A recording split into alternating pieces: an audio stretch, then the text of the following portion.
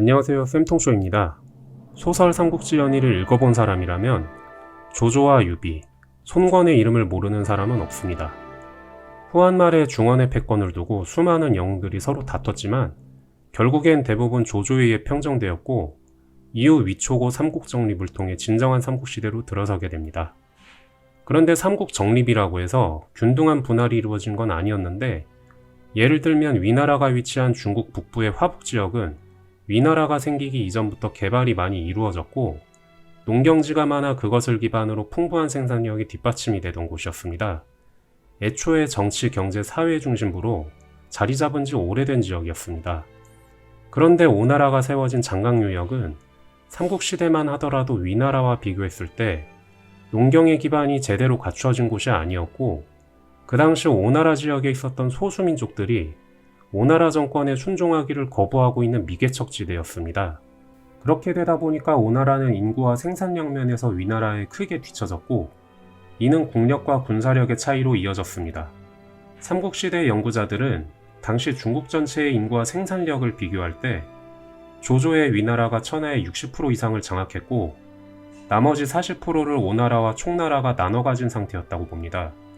오나라와 총나라가 연합해도 국력이 40%밖에 안 되니까 손권은 위나라의 군사력을 분산시킬 수 있는 전략을 짜내지 않으면 안 되는 상황이었고, 이런 절박함은 오나라가 아주 의외의 국가와 적극적인 연대를 꾀하게 되는 주된 원인이 됩니다. 바로 고구려와 가까운 요동의 힘을 빌리는 것입니다. 요동 지역에 위치한 요동군은 공손씨가 다스리는 지역으로 후한에 속했지만 이 지역이 멀리 떨어진 변경 끝자락에 있는 지역이라 원래부터 중앙정부의 통제력이 잘 미치지 않는 지역인데다 황건적의 난까지 겹치면서 중원 전체가 일대 혼란에 휩싸이니까 요동 지역은 그 틈을 타서 후한을 무시하고 실질적으로는 독립한 세력을 구축했습니다. 그래서 후한의 지시도 없이 마음대로 군대를 동원해서 인근의 요서 지역과 우리나라 한반도의 서북부까지 자기 관리 아래 두고 평주목이라고 칭하면서 독자적인 세력을 세웠습니다. 그런데 220년에 후한이 망하고 조조의 아들 조비가 세운 위나라가 화북지역에 들어섭니다. 위나라가 주변 세력들을 무섭게 정복하고 급기야 요동으로 가는 길목의 군벌 세력들을 모두 제거해버리자 갑자기 요동의 공손씨 세력은 긴장하기 시작합니다. 위나라의 칼날이 요동 지역을 향하는 것은 시간 문제였던 것입니다. 그렇게 불안한 상황에서 229년에 생뚱맞은 곳에서 누군가 공손씨 세력에게 손을 내밀어 왔습니다. 바로 남쪽의 오나라 손권이 바닷길을 통해 사신을 보냈던 것입니다. 그것도 숙적 위나라를 배후에서 함께 공략하는 군사협력을 제안하면서 말입니다. 당시 요동에서는 공소년이 집권하고 있었는데 공소년은 이러한 오나라의 적극적인 동맹 제안에 대해 많은 고민을 했던 것 같습니다. 만약 이 제안을 받아들일 경우 두 가지 가능성이 생기는데, 첫 번째는 두 세력의 힘을 모아 위나라를 위협할 수 있는 좋은 기회가 될 수도 있습니다. 그런데 오나라와의 군사동맹이 위나라에 알려질 경우엔 위나라의 적극적인 요동 침공을 유발하는 최악의 결과로 이어질 수도 있었습니다.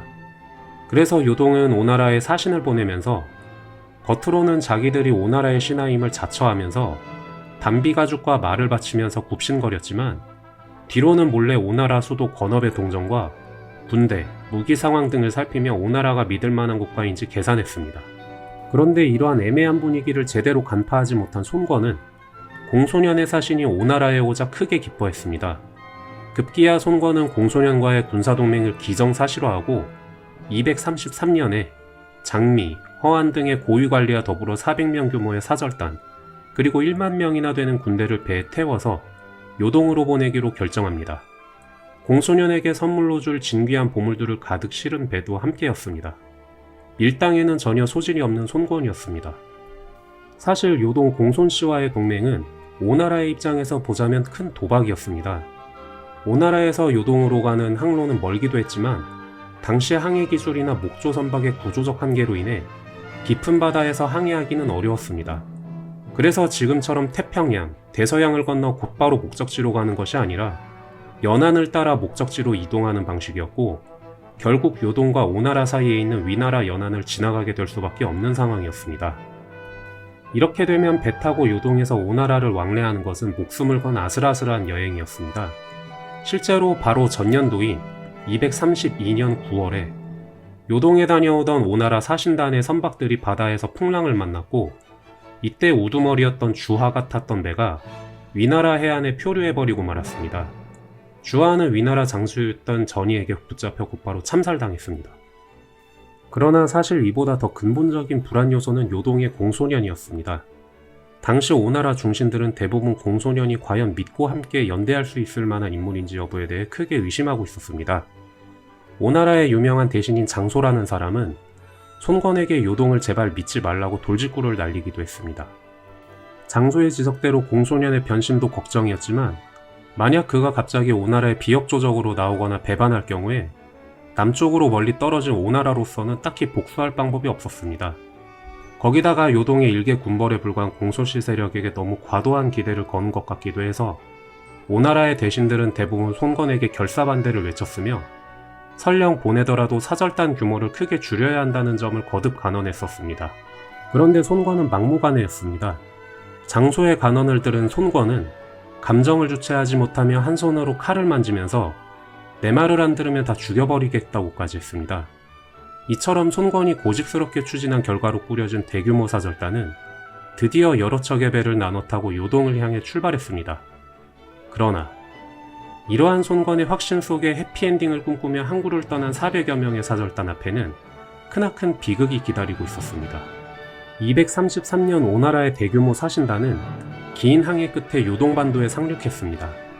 400여 명의 관인들, 그리고 1만여 명의 정예군대였습니다. 공소년이 보낸 사절이 정중하게 마중을 나왔습니다. 그들은 오나라의 군대를 일단 해안가에 머무르게 하고 400여 명의 사신들만 공소년에게 데리고 가겠다고 했습니다.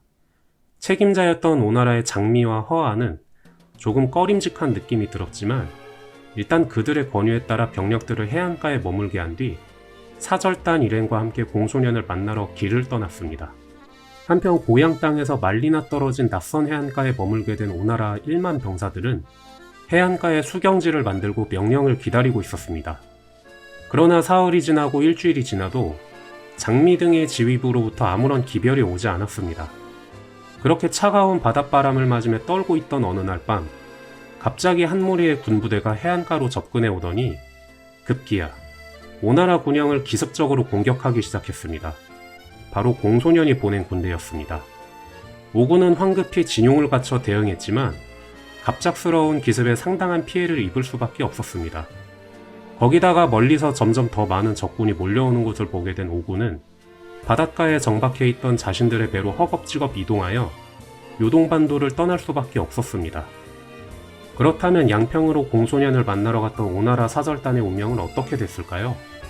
일단 최고 책임자였던 장미와 허아는 양평에 도착하자마자 공소년에게 포박되었고 곧바로 참수되었습니다.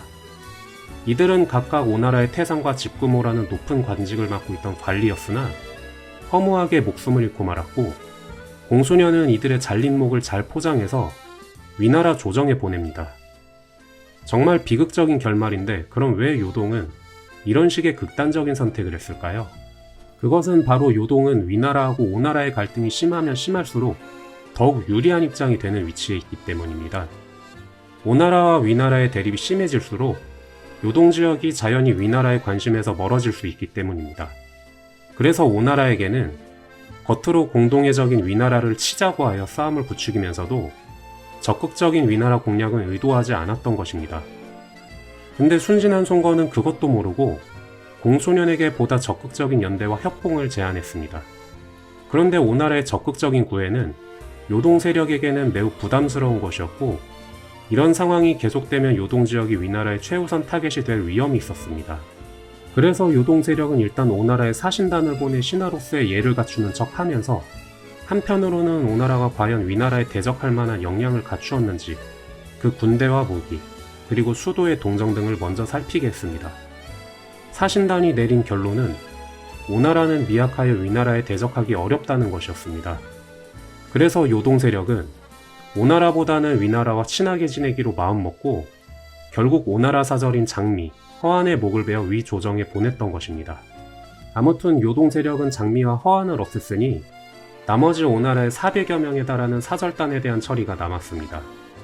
400명을 한꺼번에 한 지역에 구금시키자니 집단 행동을 할 위험이 있었기 때문에 이들을 여러 지역으로 분산시켜서 옥에 가두고 감시하겠습니다.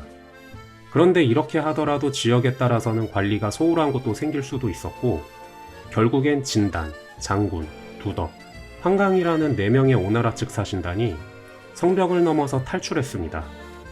탈출한 이 4명의 인물들은 무사히 빠져나오긴 했지만 전혀 생소한 이국 땅이라 길도 몰랐던 데다 곳곳에 어떤 세력들이 있는지에 대한 정보도 없었습니다.